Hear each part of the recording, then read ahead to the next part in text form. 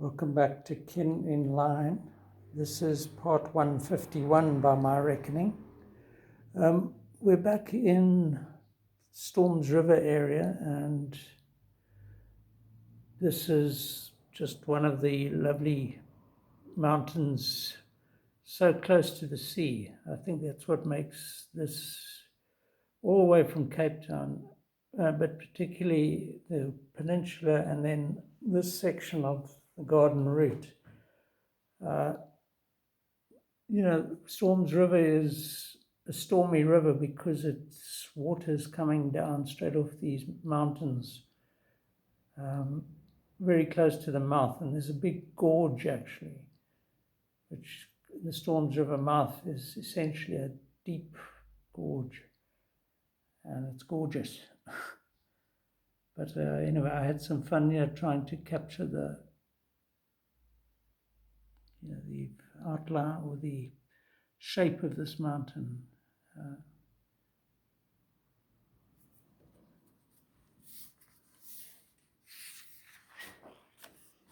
Nearby near to Storms River is, what is this place called again?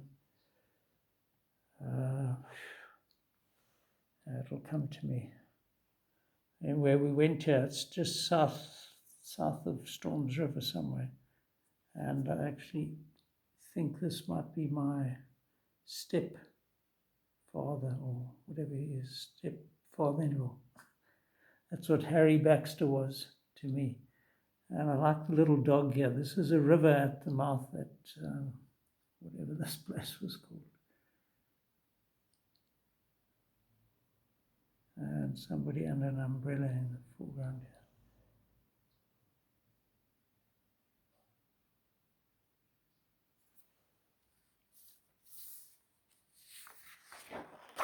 And rocky outcrop at the mouth, which resembled a sort of baboon or something. Wish I could remember its name.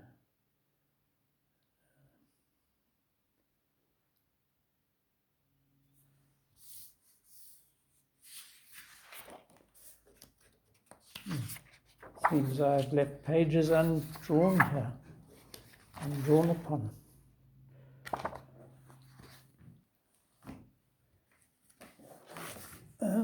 This is what foxing does to paper. I mean, it's very sad. How do you prevent that? So these are my sons, Luke, 2 years older than Doug, when they were pre-teens, soaking up the sun on our lawn out the back.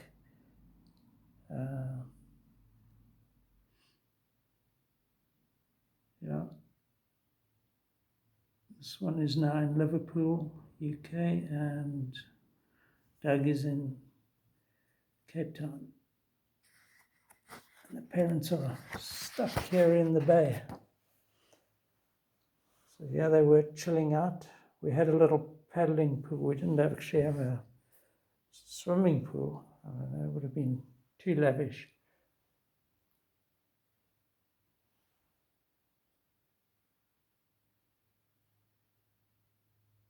Brothers in arms, very close in their youth.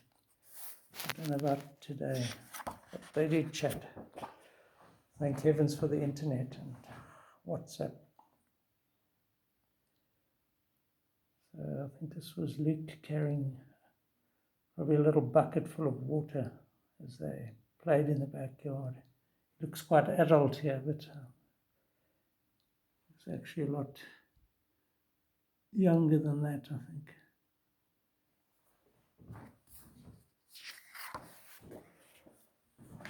And I installed in them the love of cricket. Not that either of them really went on to do much on the cricket field, but they liked the idea, and we often went and watched South Africa happily back in international cricket with St George's Park in PE, the oldest cricket ground in South Africa. And then on the outskirts of PE is the Adder Elephant Park, where about 80 years ago maybe, they managed to salvage a small herd of elephant after most of them had been decimated for their tusks. And some far-sighted guy set up a nature reserve, became the Adder Elephant National Park, and is a big attraction in this part of. I'm sure I've got 2 pages here, or else it's really thick paper. Yeah, it's thick paper, but it still does a lot of foxing. So foxes and elephants. Again, with elephants, like all animals, they're constantly moving, unless they're fast asleep, which one rarely sees. So that was just a snippet. And this is a view from in Bathurst, which is a really historic town. It's where the 1820 settlers first set up camp after they had arrived in Algoa Bay. And that church steeple there, or tower with a cross on it, is hidden by. Bathurst is characterized by its thick, dense bush everywhere. And this church, I forget, St. John's maybe, Anglican, is the oldest unaltered Anglican church in South Africa. Dates to the 1830s.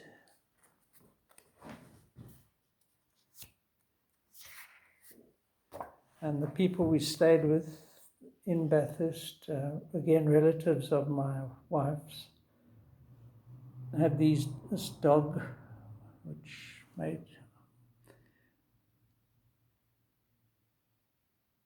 quite a nice couple of sketches here. Again, it's the composition that you get when you do several sketches is always, to my mind, satisfying.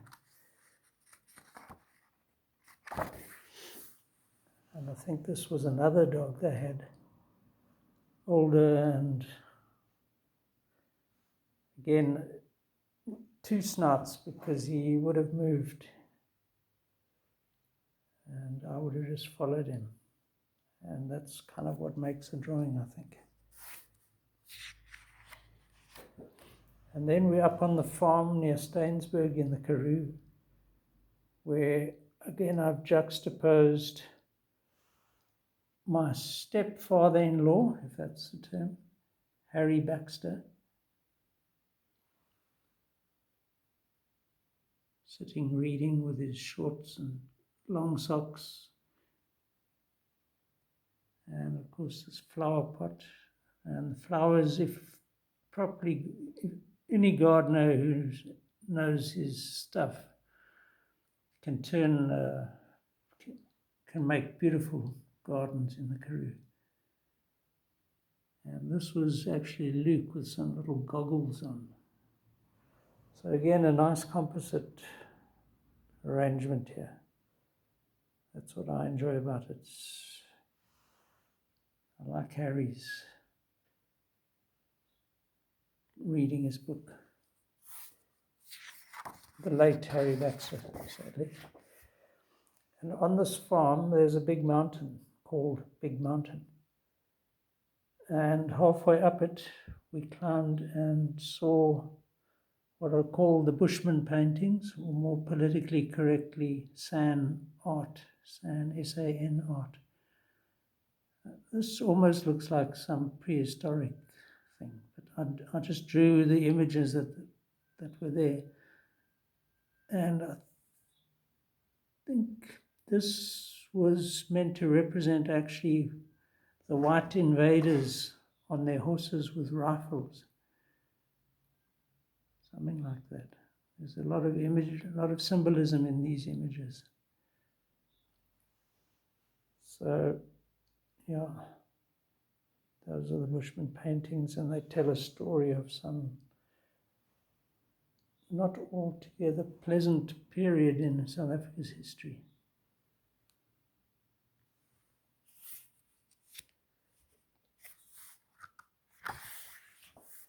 And from that very spot, if you looked out towards the south, you would get teerbus and koffiebus.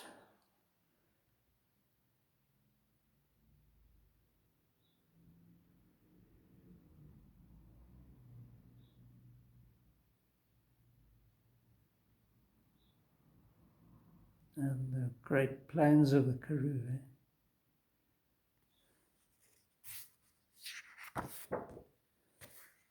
Oh, yeah. And almost echoing that drawing, Bushman painting, the kids were their uncle, great uncle, he would have been. The guy who owned the farm at the time, excuse me, Mr. Bill Elliott had what might have been actually these guys' uncle, because one of my wife's brothers eventually bought the farm. And anyway, there was a pellet gun there, which I captured a few shots of them playing with this thing, playing with guns. What a pleasure for me as a peacenik. Wait, I think it's this way up now. So, pomegranate. This is a fruit that you won't grow at the coast, I don't think, but they grow beautifully in the Karoo. And there's a tree full of these things. This one's sort of split open.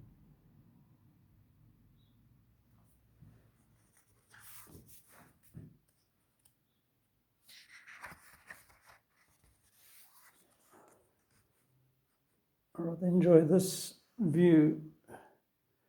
We've seen this mountain before. This is Los Krans, or Loose Bouldery Mountain. But here I've done it with a typical Karoo gate and barbed wire fence in the foreground.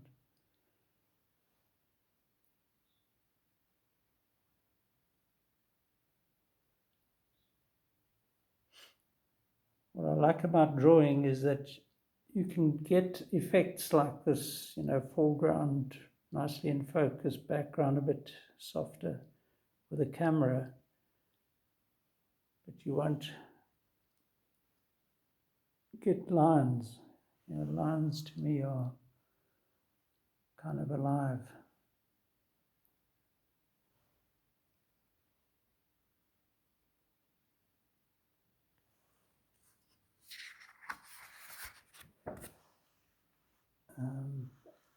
And so maybe from a similar vantage point, I did this range of mountains in the background there. I think it's Oshoek, Ox kind of corner or something.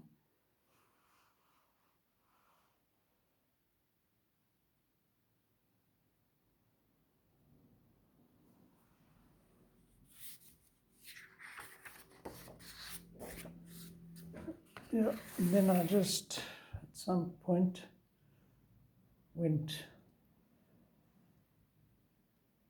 a bit wacky when I did this. And I was forgiven, And I was forgiven for this bird, heralding the new dawn. Of course, the Karoo is great for birding. And there's Harry on the back here. Quick sketch of him. Yorkshireman. So my wife's mom remarried after the children had all grown up. This guy from Leeds, Harry, and he became the kids' grandfather.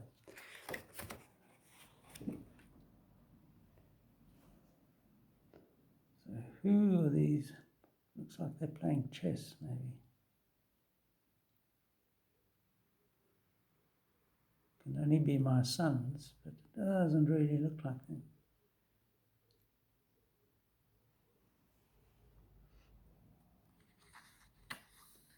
So I think this drawing book, there we are. So when my brother Alistair was alive, he died in 96, tragically young, age 41. He built, him and his wife, Hazel, built a house that Alistair designed, or my mom helped him actually, in Beacon Bay, overlooking the Nahoon River.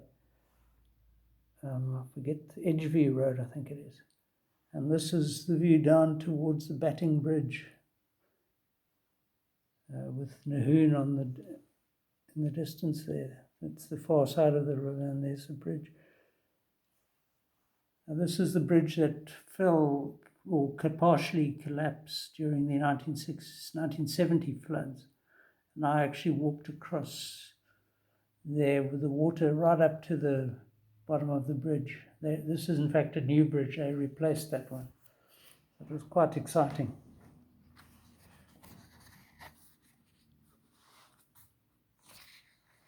We're going to have to call it for now, but I think this is Doug in contemplative mode, checking me out, probably not too impressed with the fact that he's being sketched, but